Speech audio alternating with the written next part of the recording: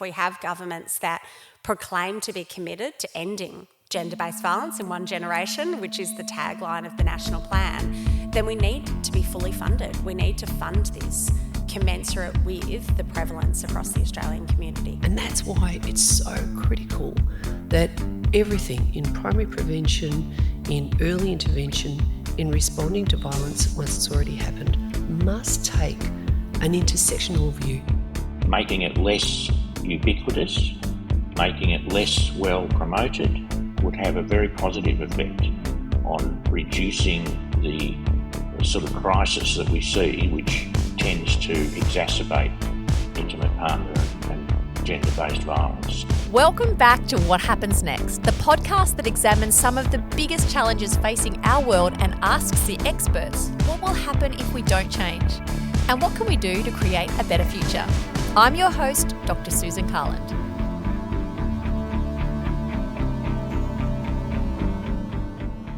This is part 2 of our series addressing gender-based violence, and we'll touch on some distressing topics. Please listen with care.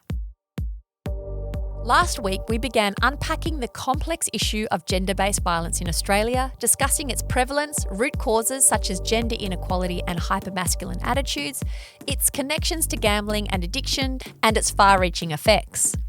Despite the solemn statistics, there are reasons to be cautiously optimistic about the future. Today, in our final episode of the season, we'll examine potential solutions and strategies for addressing this national crisis, from policy changes to educational initiatives to actions you and I can take to keep our communities safe as we advocate for gender equality. Keep listening to find out what happens next.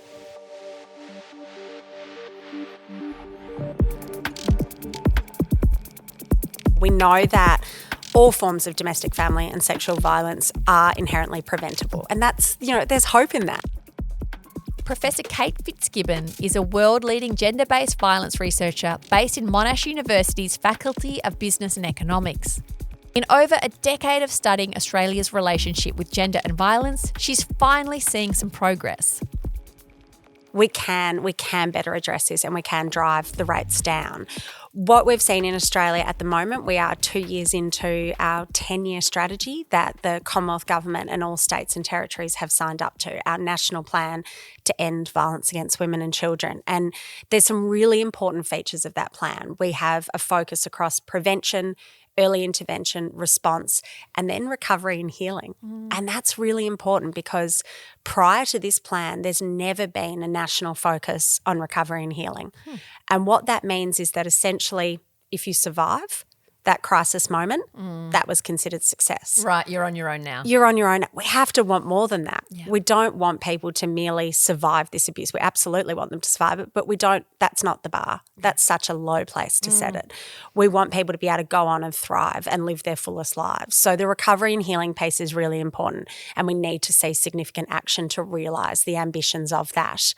We know that across Australia now, compared to 10 years ago, children and young people receive education around respectful relationships, around awareness of what are acceptable and unacceptable behaviours. So that's a significant shift in how we're engaging young people and educating them about what is acceptable and unacceptable behaviour. There's still significantly more we need to do there, but it's really important to recognise the gains that have come.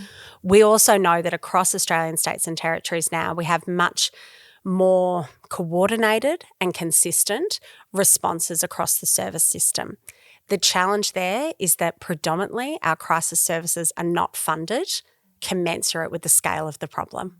And that's what we really need to see. If we have governments that proclaim to be committed to ending gender-based violence in one generation, which is the tagline of the national plan, then we need to be fully funded. We need to fund this commensurate with the prevalence across the Australian community. You mentioned, obviously, the money's probably the biggest thing. Are there any other hurdles that you think are getting in the way to Australia or achieving its goals with gender-based violence? I think a really big hurdle is that there's no quick fix. Politicians want something that they can achieve within the 4-year political cycle. Like we always understand that. And you want an announcement often. And there's no one single announcement that is going to transform Australia's response to violence against women and children. What we need is a whole program of reform from that full spectrum: prevention, early intervention, response and recovery. Tinkering at any one of those, tinkering with the criminal law, tinkering with bail laws, tinkering with policing, they may be important reforms in and of themselves, but we need to do the whole of system response. And we have to invest in prevention and early intervention, because ultimately that's what gets us out of this. Yeah. And I imagine that stuff is very tricky to measure in the 4-year election cycle. You're probably only going to know what prevention strategies have worked in maybe 20 or 30 years. Absolutely. And I think that is really challenging, is how long the prevention piece can take. We know research internationally, research done by organisations like Our Watch in Australia shows that violence against women is underpinned by gender inequality and other forms of oppression. But we also know that challenging gender stereotypes, unhealthy attachments between male peers, looking at treatment of girls in the community, these things also can nudge and can improve. So it's really important for us to look at what the range of different interventions can be. There are definite steps to progress that we can make in the shorter term. So we should be ambitious. We should want to do that. We need to engage and work with young men and boys. Importantly, we have to bring them along on the journey. Yeah. Ostracising young boys, ostracising men is not going to help us. We need every Australian to feel that they can play a role and that they know what their role is in helping us to address what is a national crisis. We all want more. We all want more for our children than this. My name is Fiona McCormack. I just recently finished being Victoria's Victims of Crime Commissioner. Before that, I headed up the peak body for family violence services in Victoria. I feel very passionately about the issue of gender-based violence and of creating healthy communities for everyone. Last week, Fiona traced the patriarchal roots of gender-based violence all the way back to ancient Rome. Can we change something so tightly woven into our social fabric? Yeah, I remember hearing someone say all the structures we have in society to do with gender and the gender inequality are the way they are because someone decided they were going to be that way. They're not this just inherent, immutable reality. That's it. And therefore, we do have the capacity to change them. That's it. And that's the good news, I guess. You know, particularly we know that attitudes can change, and attitudes affect behaviours. Yeah. And so that's the positive light, I guess, that there is opportunities and we can see change happening. You know, we can see, even though it is really disheartening, it's so traumatic to see the number of women and children slain in our community and the extent to which they experience violence. But at the same time, we can see awareness and attitudes are changing, which is good. A whole-of-system response will require more than attitude change, however, and must touch every part of Australian society, from our justice system to our healthcare and support services to the way we raise and educate our children. And it has to work for everyone affected by gender-based violence, regardless of their background or circumstances. And that's why it's so critical that everything in primary prevention, in early intervention, in responding to violence once it's already happened, must take an intersectional view. That is, considering all those things. So the work of addressing gender-based violence that's targeting Aboriginal women also needs to include the other ways in which her status as a citizen is undermined because she is Aboriginal in Australia. Yeah. The structural ways in which she is discriminated against. We need culturally safe and alternate ways for women to report. Sometimes women don't necessarily want to go through the justice system. They want what's happened to them to be recorded. That can be used as intelligence by police. I think in the long run it might mean that women might make a report and say, look, I just want this recorded right now, and I might come back and make a formal complaint later on. Women could complain in their own language. It would support women with disabilities to if they have limited access, to be able to communicate online. Range of different options so that this is created more, This is made more visible. The intelligence is gathered and used. But in broader social attitudes, we've got to get rid of this idea that this only happens within certain communities, or this happens because they've got cultural beliefs. Yeah. We have got cultural beliefs across the board, across the world. This is a worldwide challenge. Yeah, it's really, really important. We're always thinking through that lens. I want to ask you now about the costs of gender-based violence for the perpetrators. And do you think the costs are high enough? Do you think that a man is aware that if he is violent with his partner or a woman that he knows or anything like that, is there a commensurate cost that is off-putting? No. I think it's important to point out, first of all, there are different types of perpetrators. So, and I think it's not necessarily one blanket approach. I think we need a range of ways of engaging with men who are more likely to change, say, versus the men who are really high risk. I think just coming from working as a victims of crime commissioner, what really stands out to me in the context of what we know about the importance of speedy and assured responses to men when they use violence. So they need the message immediately. Yeah. That this is unacceptable. It's unacceptable not just because their partner is telling them or a family member, which is important, the broader community, but the law. Yeah. Us as a society is saying this is unacceptable. Yeah. Our model of justice is offender-focused, and that means that it's a contest between the person accused of a crime and the state.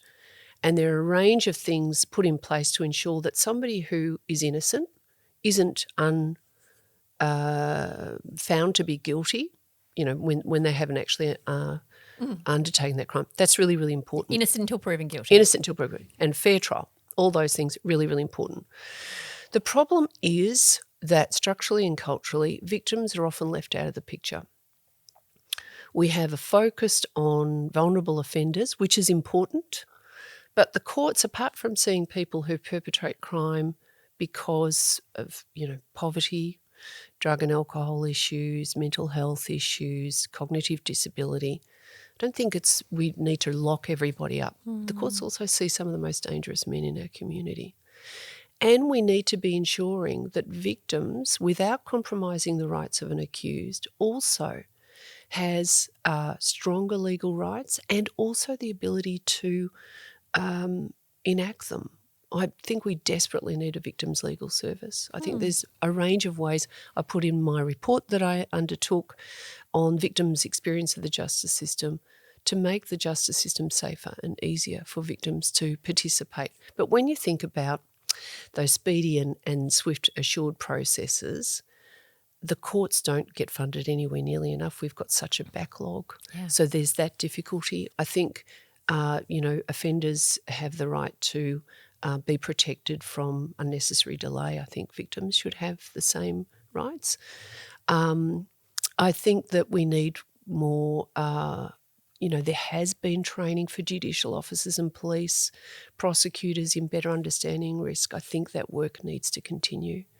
And we need a range of other different interventions for men who are likely to perpetrate violence or who are more likely to change. If you could wave a magic wand right now and reform just one part of the justice system when it comes to gender-based violence, what would you do? Is it just $1 trillion dumped into the system? Into the justice system, I think it definitely is funding. And I think it's a victims' legal service. The government have introduced, we've had a pilot begun for victims of sexual assault, and I think that's fantastic. That needs to go beyond a pilot, and that needs to be broader for victims, particularly of gender-based violence. And as I said, we need stronger rights for them, and we need the court's processes to be more trauma-informed, more victim-centric. I think there's a range of different ways we can do that. So we need better and ongoing support for the survivors of gender-based violence. But what about the perpetrators of this violence? Can the justice system intervene sooner to prevent violence from escalating to a fatal endpoint? Increasingly, we're understanding the opportunity we have with effective risk identification, assessment and management. So a study that I recently led with colleagues at Monash University, we looked across 235 cases of women who had been killed by males sentenced in Australian courts by their partners. And what we saw there was that there were significant points prior to those women's deaths where they had access with different points of the system. And so while we're never going to prevent all deaths, unfortunately, what that shows us is that if we are effectively identifying risk, assessing and managing that risk, if we have effective referral points, if we're working with people who use violence to de-escalate their risk, to prevent future harm, some of those cases, some of those deaths will be preventable. So we need to ensure that we are identifying risk, that we're identifying a risk that a victim survivor is facing, but also that when we have points with those men, because in these cases, predominantly over 70% of cases, those men were known to the criminal justice system. So these are not cases where men kill out of the blue. Yeah. These are not men that snap and that were otherwise fantastic fathers, good men in the community, despite what the media quite often will tell us. These are men that were known to the criminal justice system. So what could have been done there? Is our decision-making from police officers, from judicial officers who are granting bail and parole, who are determining sentencing, is that risk sensitive? Yeah. Do they understand domestic and family violence and the true dangers that some of these men may pose? But the prevalence of violence against women, we can't jail our way out of this. We don't want to jail our way out of this. It's not the answer. We know that more punitive responses will always disproportionately impact our marginalised communities and particularly our First Nations communities. So we also need to look at what the whole of system response is. As we discussed last week, alcohol and drug use aren't the only addictive behaviours that play a part in this crisis. Research increasingly shows a clear connection between gambling and gender-based violence. My name is Charles Livingston. I'm an Associate Professor at the School of Public Health and Preventive Medicine at Monash University. I'm a long-time gambling researcher. I've been researching gambling policy since the last century, and it often feels like it. And I have to say that I see light on the horizon, but it's been a long struggle to get us to a stage where we might look for positive reform in gambling. I can say that, as I say, there is reform in scope, but it's going to be a bit of a struggle. And what we need, I think, is for more people to consider this as a serious issue and to understand the implications it has for all of us.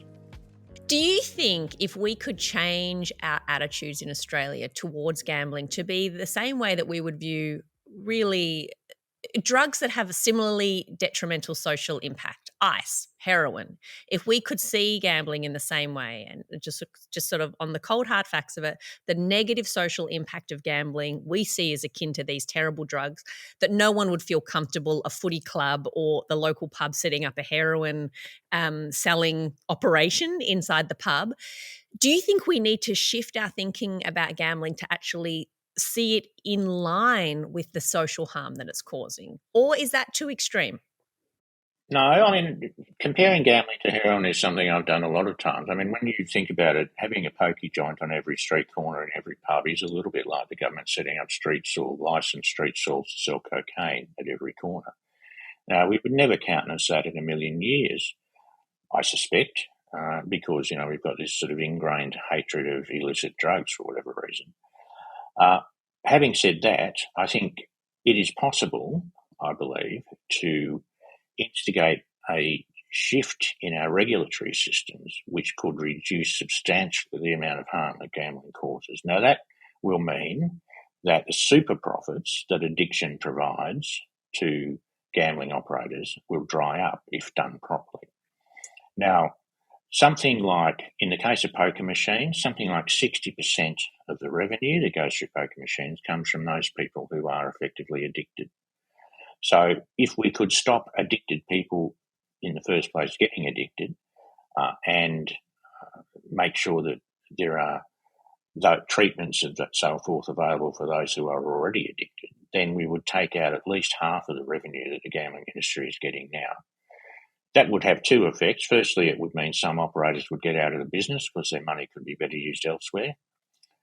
But it would also mean that our obsession with gambling, our national obsession with gambling, would start to reduce because the products on offer would be much less addictive. So I think that we could definitely do that, but it requires a great deal more political will than has been on display in Australia in recent years. In your research, have you seen any programs that have been effective at tackling addiction, and particularly addiction to gambling in relation to gender-based violence? Well, I think if gender-based violence, as I said at the outset, has many roots, and we're not going to solve it by addressing one of those only.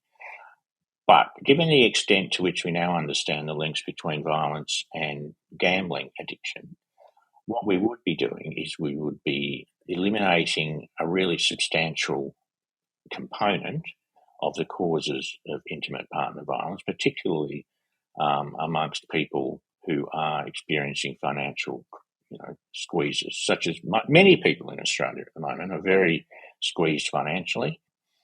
So making gambling less addictive, making it less ubiquitous, making it less well promoted would have a very positive effect on reducing the sort of crisis that we see, which tends to exacerbate intimate partner and gender-based violence. So can we do it? We can do it. There's no question. We know exactly what to do. There's programs around the world which have reduced gambling harm substantially.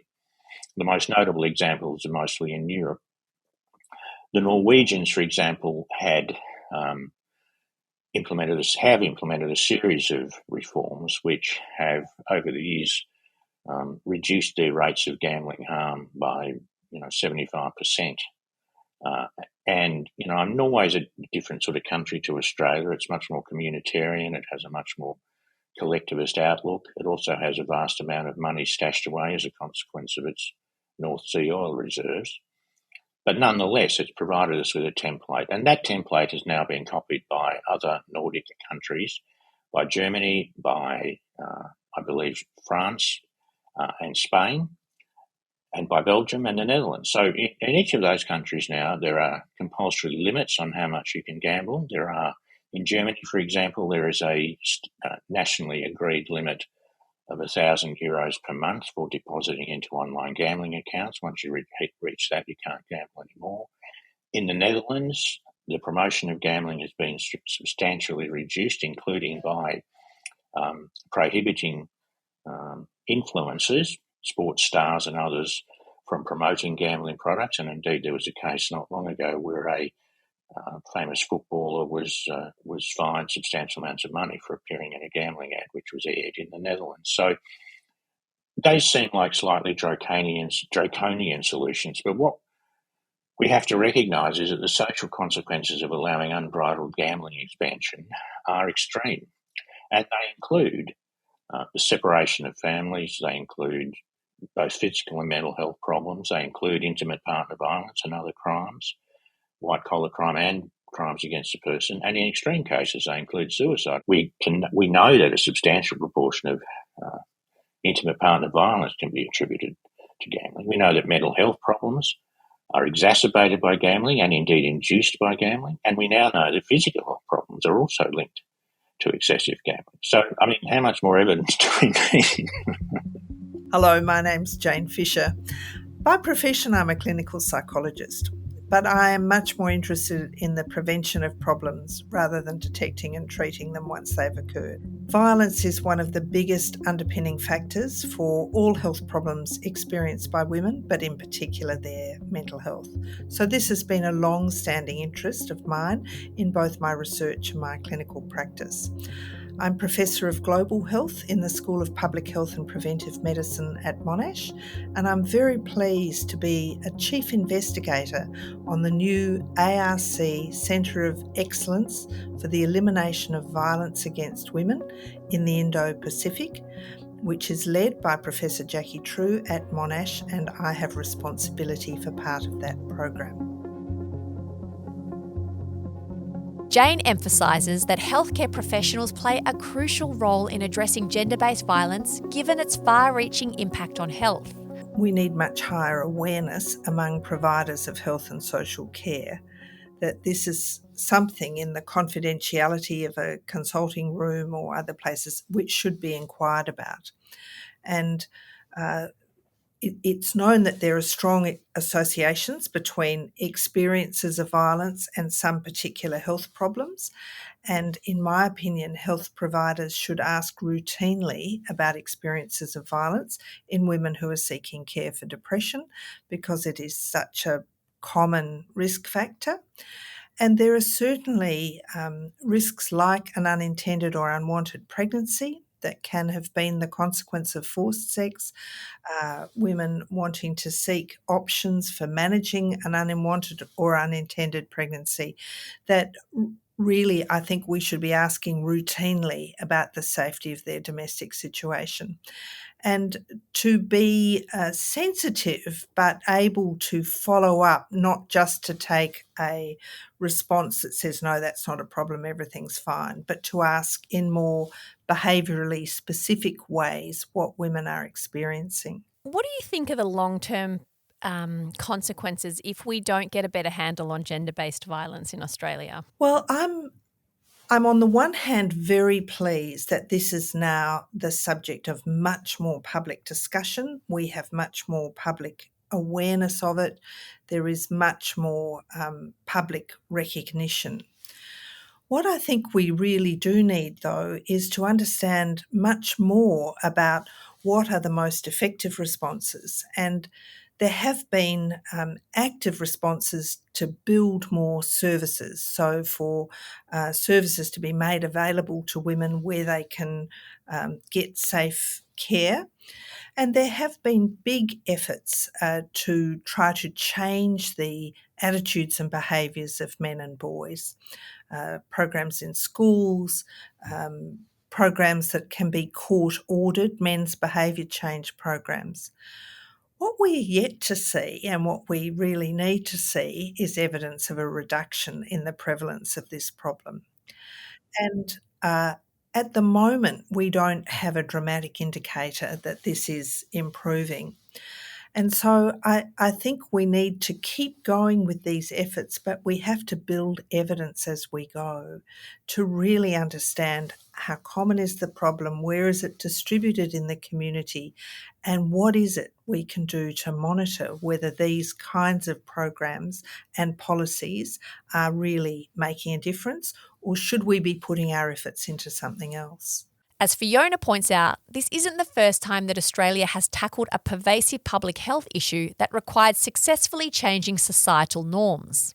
How do you see social attitudes towards gender and violence influencing, or how do you think they maybe need to change in a way that will reduce gender-based violence? And how can we change them? Like, attitudes are hard to change, especially, as you said, attitudes that have been around for thousands of years. When we think about the public health approach that we use to reduce rates of smoking, so there was a range of different ways. It wasn't sort of one-off events that was just sort of like awareness raising. There was a systematic approach to concentrated efforts in places where people live, work and play. So there was still work at a structural level, like changing the laws, make it more difficult for people to smoke in different areas. But there was also work to make it less socially acceptable, and also education around the health benefits of not smoking, that we saw a gradual decrease in smoking. That's the theory around how we actually tackle this, is that we need efforts concentrated where people live, work and play. Currently there's things like respectful relationships in schools. That's great, but it also needs to be reinforced over and over in that educational settings in terms of the kind of leadership that's shown by teachers, by the principal around gender equality, that's reflected in all the policies, the approaches that they do, that if somebody's being sexually harassed in the workplace, that they can be confident that that will be dealt with. There's a transparent process that's utilised immediately, that the education is supported in a range of different ways. We need to ensure the community, and particularly men, are getting those messages from age zero, all through their lives, in workplaces, in their sporting clubs, in their media, in their schools, a range of different ways. There are still problematic attitudes towards women, and we can see that really playing out in the online hemisphere, where those hypermasculine attitudes are being reinforced. And I think that's really challenging. My name's Stephanie Westcott. I'm a lecturer in Humanities and Social Sciences at the Faculty of Education here at Monash. Hi, I'm Steve Roberts, Professor of Education and Social Justice at the Faculty of Education here at Monash University. Steph and Steve are researching the way hypermasculine messaging, such as that shared by manfluencers including Andrew Tate and Joe Rogan, has found footing among male students in Australian classrooms. Last week, they told us this rhetoric may be a backlash against Me Too and other recent feminist movements. The best way to challenge these attitudes may be to expose the underlying misconceptions. Everyone seems to be grappling with, what do we do? And why are things not improving when so much time and money has been invested into this? I read in an interview not long ago that Julia Gillard did, saying feminists needs to be more self-critical, and we need to really ask ourselves honestly, why are we not bringing young men and boys along with us?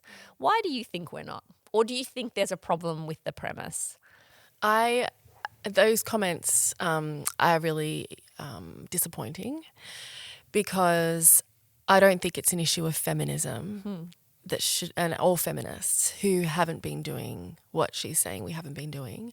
I think that the counter narratives are doing the damage.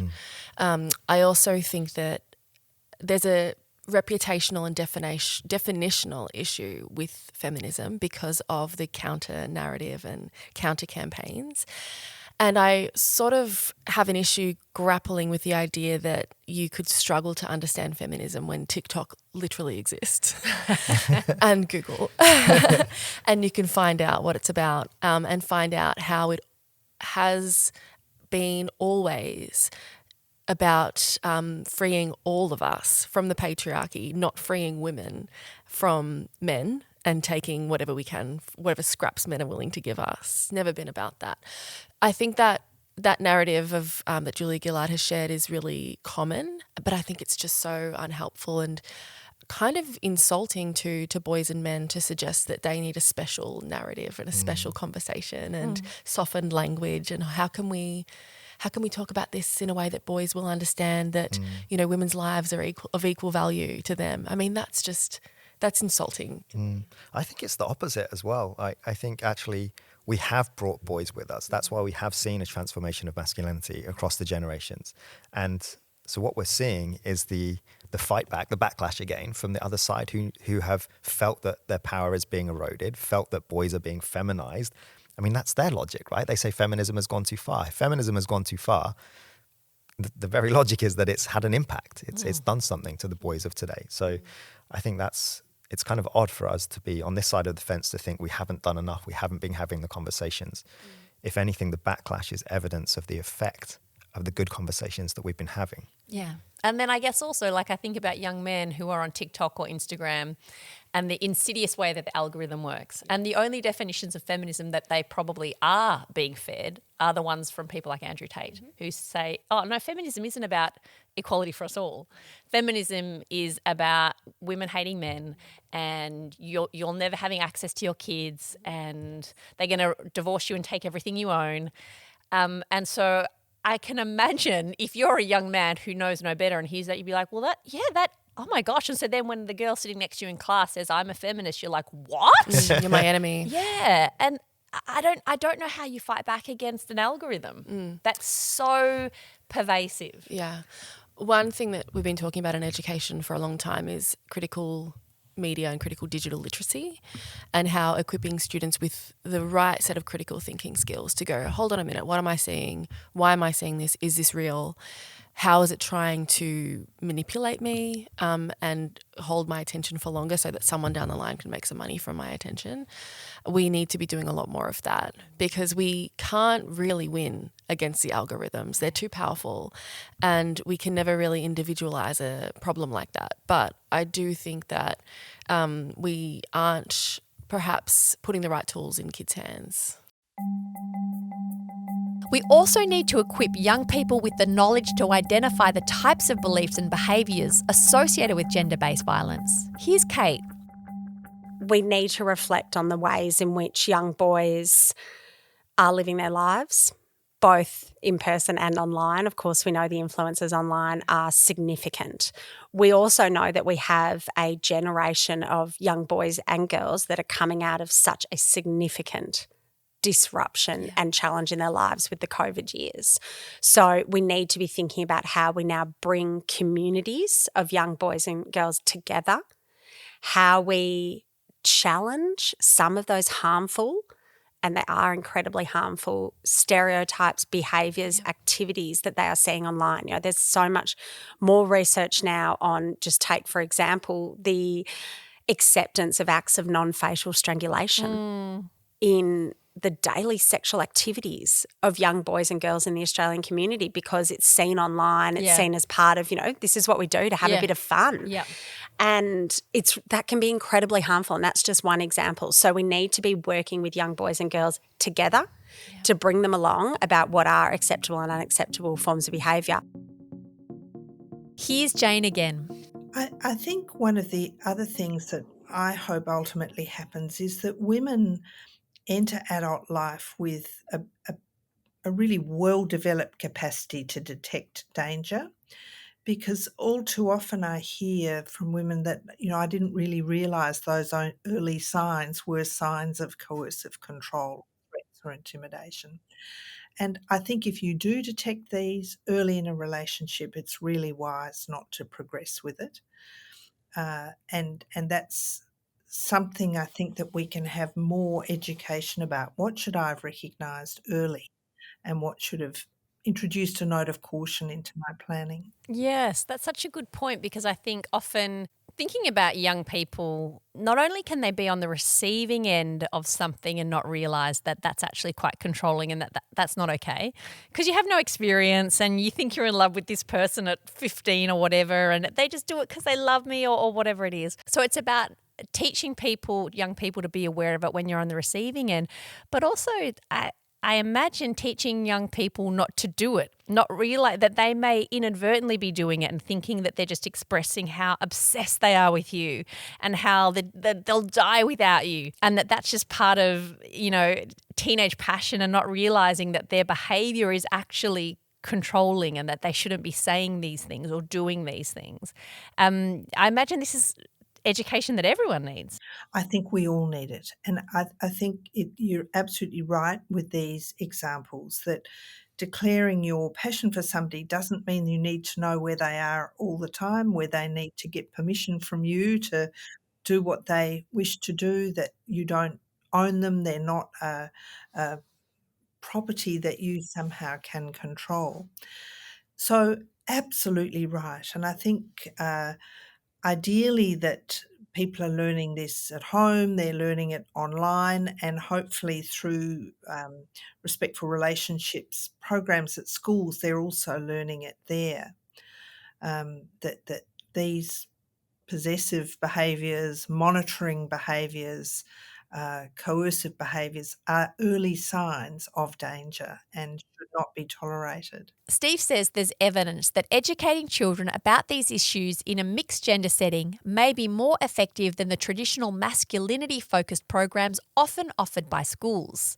So these programs typically have boys as their audience because there's, again, an investment in the binary that boys have to be separated from girls. I think actually, and some of the data shows us that working with boys and girls together would be an appropriate method to allow boys to develop empathy rather than just have another man come in and tell them what's what and show them another version of manhood. And I imagine in some ways the schools must also feel a bit up against it because they can do all the right things, I imagine. Bring in great speakers, have amazing teachers, demonstrate from the top, but in the end, the kids are at home, they're on social media, they're also in their own family environments.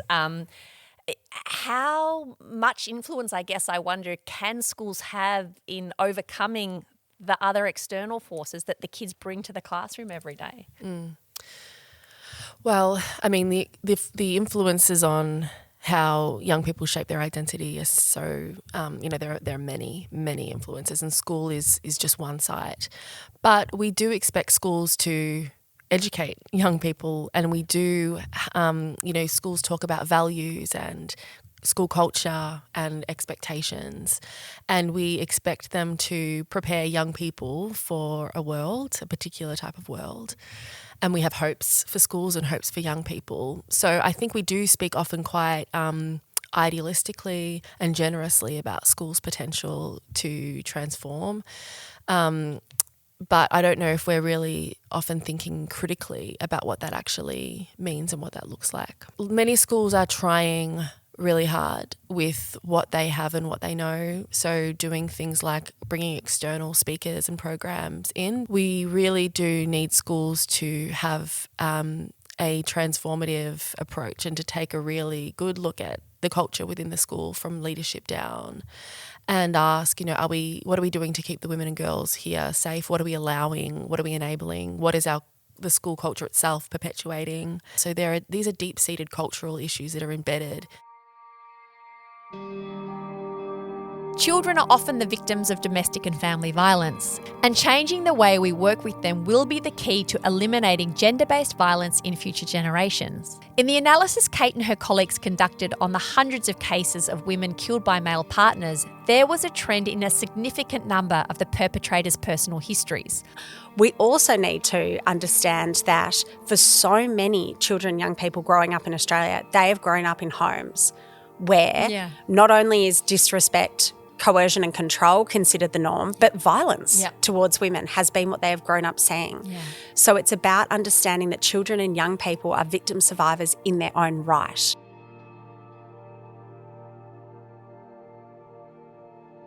We need to have child-centred, age-appropriate supports for them. We need to see them and respond to their crisis and recovery needs. All too often, where we engage with children is when they become problematic. Yeah.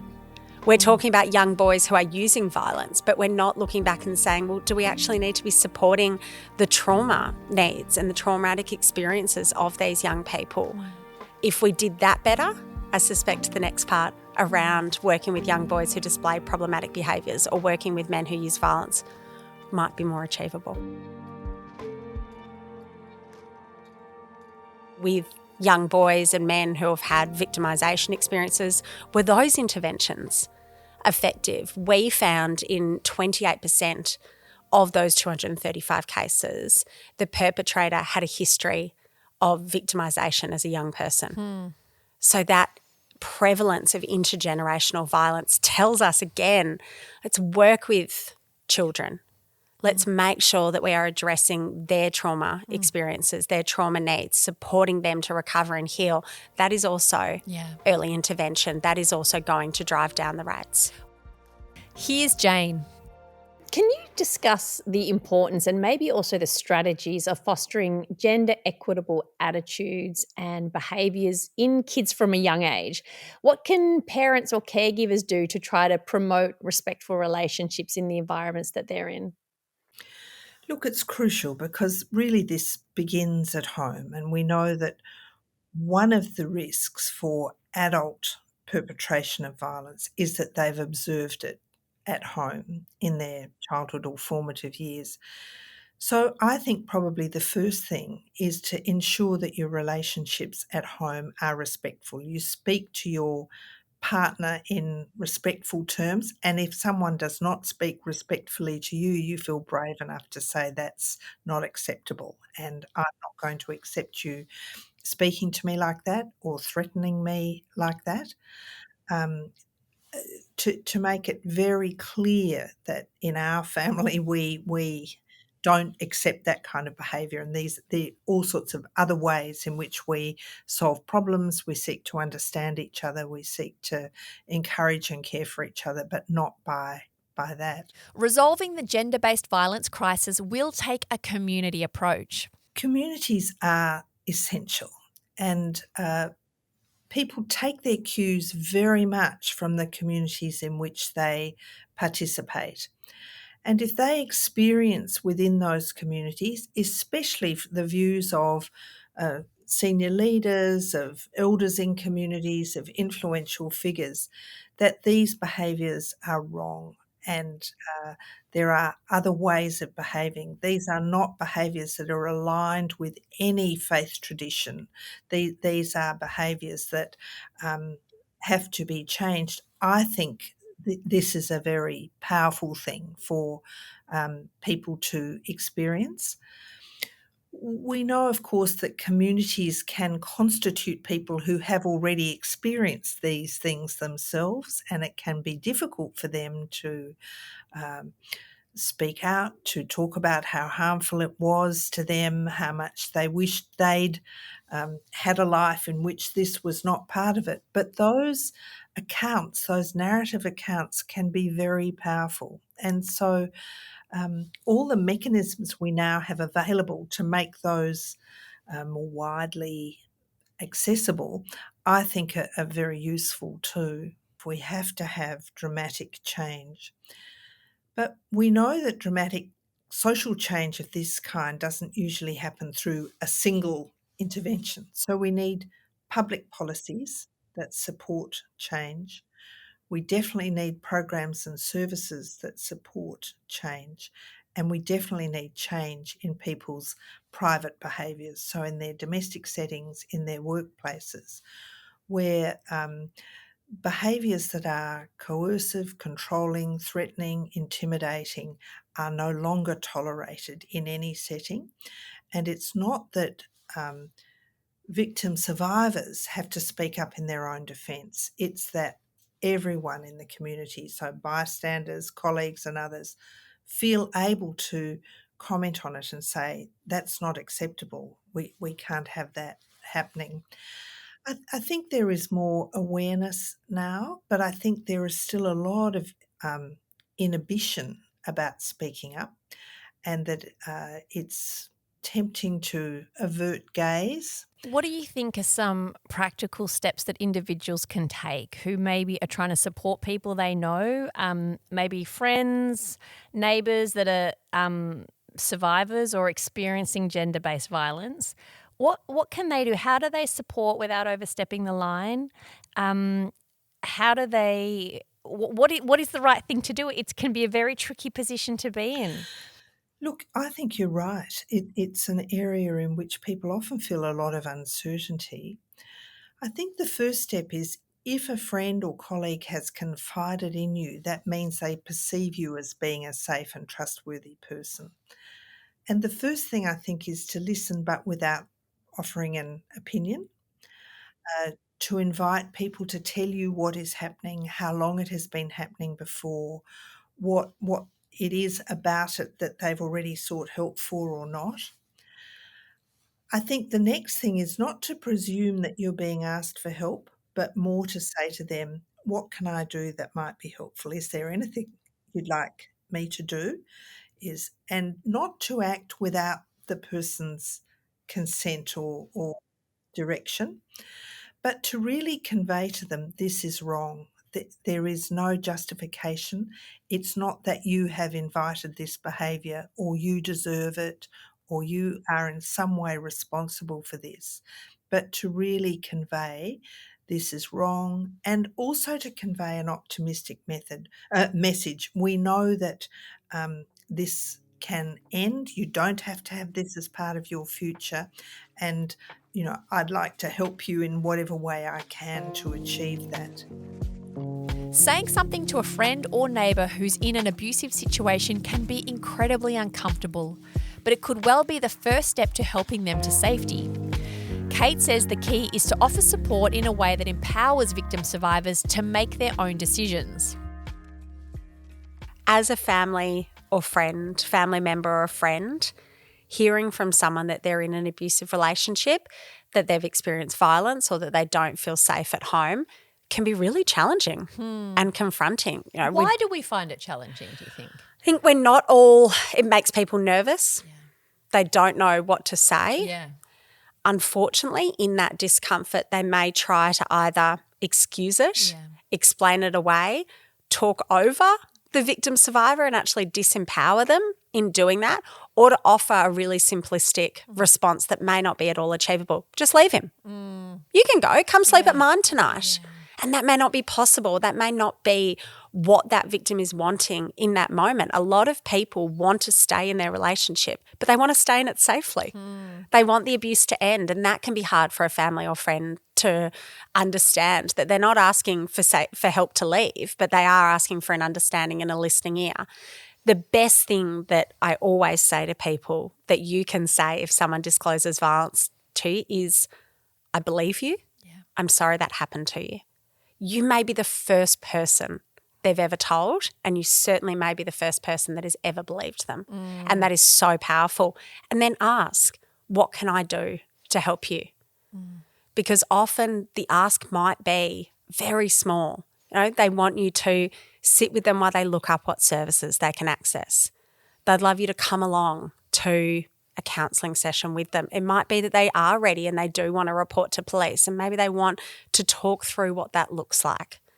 They'd love for you to take their child for the afternoon while they navigate some of these different needs. So it's really important to listen, put the control and the power back in their hands, because by virtue of the abuse they've experienced, they don't have control, they don't have power within their lives. So it's really important to help them rebuild that, if nothing else, in that moment. We should speak up when we see misogynistic attitudes in any setting too. For example, when it comes to the small but disruptive groups of young Andrew Tate wannabes in schoolrooms, Steve recommends marginalising their behaviours to help other students see that most of the world doesn't subscribe to those beliefs. It's really tricky. It's demoralisingly tricky how hard these things are to change. I remember you saying earlier on in the interview that I think, did you say there's around 20% of boys? About a quarter, yeah. Right. And that's been the case for a long time, you said. I mean, at what point do we have to go, maybe we will never be able to change this and we just have to focus on the other 75%? Right. Yeah. I mean, that's pragmatic, I suppose, but that also feels extremely grim. It's grim, like it's so tricky. So the 50% in the middle is typically where programs target, because we call that like the movable middle. It's the same in politics, right? You have the kind of core that are never going to move, the people that are at the opposite end, and then the bit in the middle that you're all fighting for. But the grim part is that the hardcore, the 25%, is where most of the problem comes from. Yes. So we can't ignore it. So outsized damage. Absolutely. Yeah, the 4 or 5 kids who are in the classroom who are, again, in other research that we've done, who are contributing to school being a less safe and less happy environment for girls. Like we can't ignore that. What I think these other programs are trying to do is prevent the movable middle sinking into that kind of negative end. And that's a really admirable goal as well, and an important goal. And I think that helps build the process. I've talked about this in some of my writing a few years ago about trying to like not minimize the damage, but minoritize the group that are doing it. So the 25% is a significant minority though, of course. But if we can find a way of promoting and normalizing more positive aspects and more gender egalitarian approaches to gender behavior, basically to boys' behavior, then we might stand a chance of kind of shining a more negative light on that 25%. And then maybe you erode that a little bit through just sheer force of will around what's good, what's positive, what we normalize and make normative. I think it reminds us about the need for advocacy and activism in the moment as well, that we have to keep challenging and pushing back and exposing this for what it is. It can never stop. It's the same with pride, like we have pride. Sometimes I hear even relatively woke folks would say to me, why do we keep needing pride every year? Well, we need it because there's a core of people that will still push back and say, women should get back to the kitchen, gay people shouldn't be in public spaces, whatever, like those kinds of terrible tropes. Even when we're relatively on top of them and we're minoritizing them, we need to continue minoritizing them. It's a bike. You've just got to keep pedaling. Absolutely, yeah. Yeah, otherwise it falls over. And Fiona says we have to keep pushing governments to make the changes we need. Now the community are recognising it. And I don't know whether political parties across Australia have really understood that now community expectations will be different going forward. They're able to recognise it and they expect something to be done. But, so what I'm saying is the community recognise it.